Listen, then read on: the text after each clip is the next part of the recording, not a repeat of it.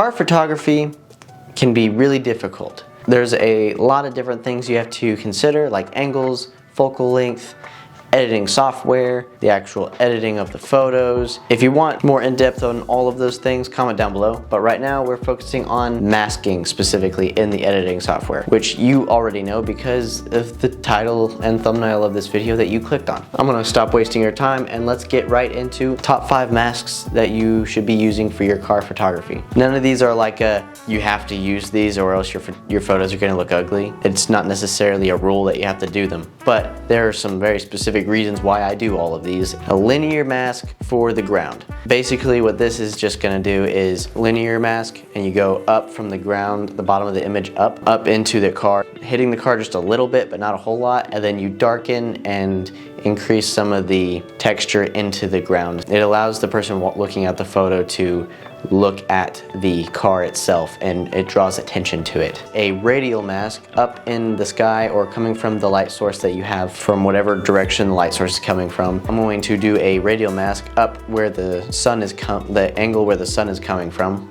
and I'm going to brighten it up a little bit. I'm going to raise the exposure, maybe lift the shadows a little bit, and that way we're kind of sandwiching the car with the shadows and the highlights, making it more contrasty. A radial mask for the car itself. Sometimes I like to get the whole, select subject and get the car, but most of the time I'll just do a radial mask on the car itself and try to have it fit as well as possible. I'll do the radial mask on the car itself, and I'll do a few adjustments like the tone curve, so I'll add contrast into it that way. If I'm specifically wanting to take away the saturation in the car because it's like a silver car and there's blue happening on the silver, then I'll do a select subject and do the car perfect, follow all the lines on the car and everything. The windshield, and this is a new one that I have started doing. This mask I learned from a YouTuber, North Borders.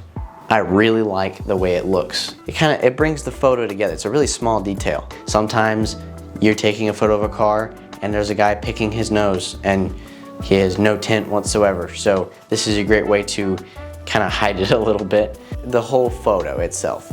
And this is where I'll just do a new layer of the entire photo, and I will add the contrast curve, and then I will do some of the color curves and then some of the shadows and the highlights and stuff like that. You know, just make my look, you know? So like if I want more of a cool look, or I'm trying to make it more warm or film looking, then this is when I would do that.